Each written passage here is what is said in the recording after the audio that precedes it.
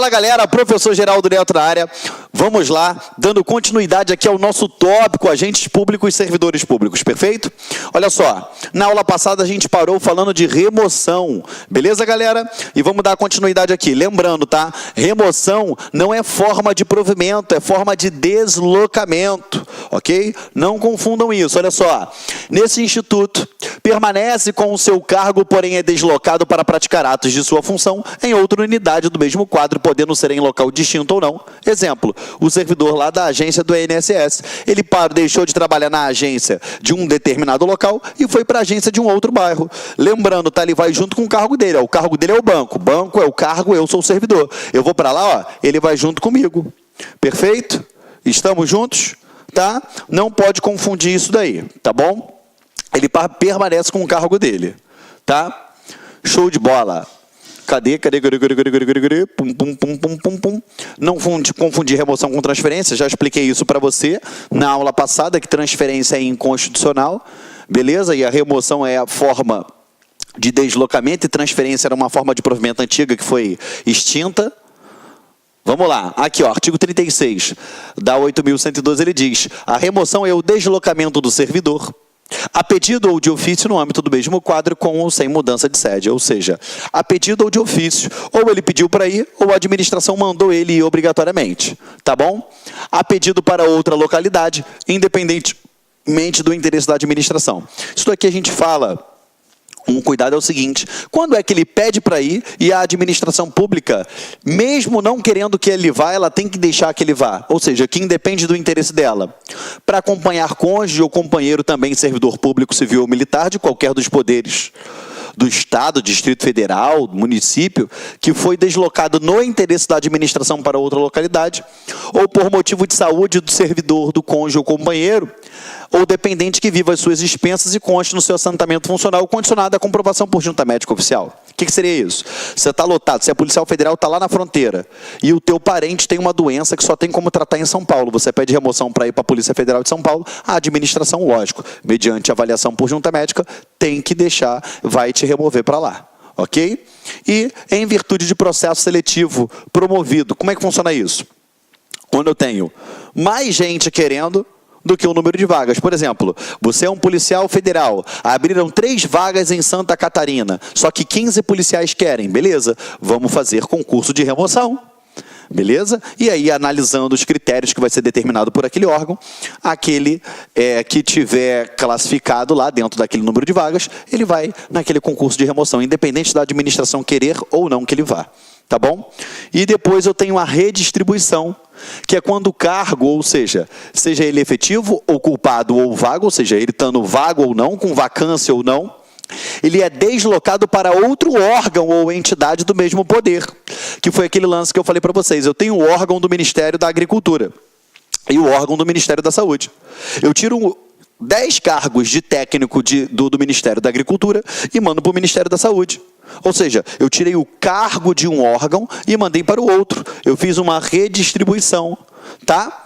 O artigo 37 da 8.112, ele diz o seguinte, que redistribuição é o deslocamento do cargo de provimento efetivo, ocupado ou vago, no âmbito do quadro geral de pessoal, para outro órgão ou entidade do mesmo poder, com prévia apreciação do órgão central, né, do CIPEC, observados os seguintes preceitos. Tá, e que preceitos eles têm que observar?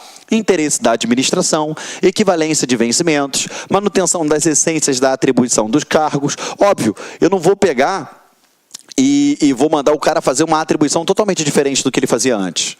Tá?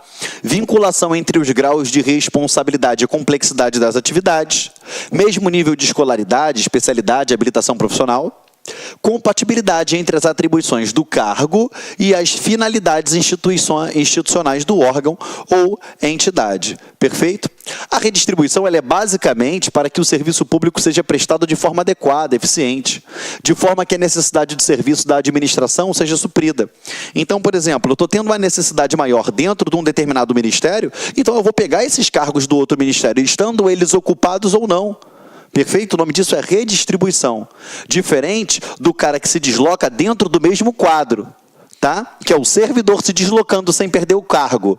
Agora, na redistribuição, eu mexo com o cargo dos servidores, estando eles ocupados ou não. Tá bom? Foi aqui, ó, aquela tensão que eu já falei, redistribuição e remoção não são formas de provimento, são formas de deslocamento, tá? Substituição. A substituição, eu vou trazer para vocês aqui o que a própria Lei 8.112 diz. Os servidores investidos em cargo ou função de direção, chefias ou ocupante de cargo de natureza especial terão substitutos indicados no regimento interno.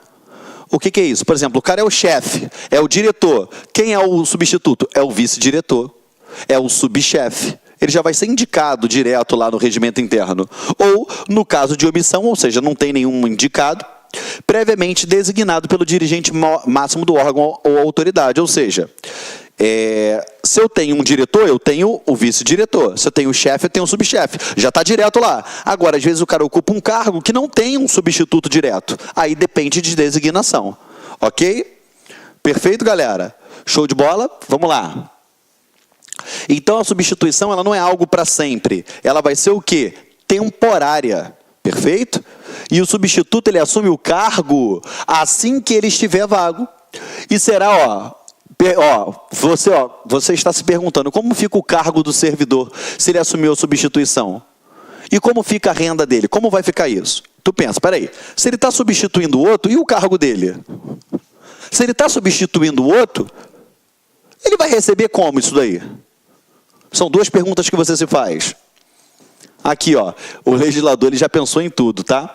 Ele vai fazer o quê? Os cargos serão cumulativos, ou seja, ele vai trabalhar no dele e vai acumular as funções do outro. Perfeito? Ainda vai ocupar a função do outro. Olha o parágrafo 1º. O substituto assumirá automaticamente, cumulativamente, sem prejuízo do cargo que ocupa, ou seja, ele está ferrado, vai ter que trabalhar nos dois. Aqui, ó, do cargo ou função em direção e chefia de natureza especial, nos afastamentos e impedimentos legais ou regulamentares do titular e na vacância do cargo, hipótese em que deverá optar pela remuneração de um deles durante o respectivo período. Como é que funciona isso? Tá? O que eu terminei de falar é isso aqui, tá? Hipótese que deverá optar pela remuneração de um deles durante o respectivo período. O que significa isso? Ele vai, como é que se fala? Ele vai fazer o seguinte, ele vai ocupar aquele outro cargo, ele ocupa, sim, e aí ele vai pegar, ocupando aquele cargo, acumulando as funções, ele ainda vai optar por onde ele vai receber durante esse período que ele vai estar como interino, entendeu? Perfeito, galera? Estamos juntos? No caso acima marcado o servidor, ele deverá optar por qual remuneração será cabível. Perfeito? É isso que traz a própria Lei 8.112. Estamos juntos? Vamos lá, galera? Agora vamos fazer algumas questõezinhas em cima dos tópicos que a gente estudou. Perfeito? Só para a gente finalizar aí com chave de ouro. Tá bom? Bem facinho.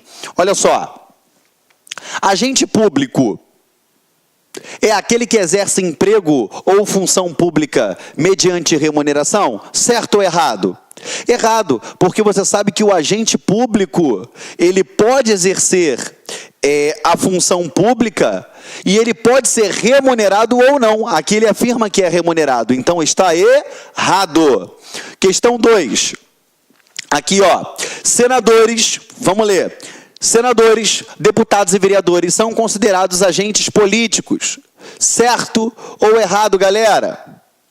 Errado. Você já percebeu lá, ó, vereador, ele não vai ser considerado o agente político. Perfeito? Já expliquei isso para você. Olá, meus amigos, minhas amigas. Sou o professor Luiz Antônio Carvalho, com muito prazer, muita satisfação. Estou aqui para fazer um convite muito especial para você que vai prestar, que vai realizar o concurso da Polícia Federal 2018. Este concurso já foi autorizado. Segundo a portaria de autorização, o edital deve ser publicado até o dia 19 de outubro. É claro que eu acredito que deve ser publicado um pouco antes e é hora de se preparar. Nós aqui da Lá Concurso, nós estamos fazendo um curso super competitivo, um curso com 180 dias de acesso. Durante esse período você pode assistir quantas vezes quiser e na hora que desejar. Ah, detalhe, você receberá todas as atualizações durante esse período a custo zero aqui da Lá Concurso. Tá certo, meus amigos? Ó, este curso top de linha, como esse professor que você acabou de assistir essa aula demonstrativa, por apenas 10 parcelas de R$ 35. É isso mesmo, 10 parcelas de R$ 35 e você vai estudar aqui na Lá Concurso, né, com antecedência, com planejamento e foco, e eu tenho certeza absoluta que você vai ficar competitivo e mais ainda, você vai gostar do nosso serviço. Gostou? Então clique aqui embaixo que nós temos aqui o link para você fazer a matrícula no nosso curso da PF 2018. Um forte abraço, espero vocês. Tchau, tchau. Clique lá.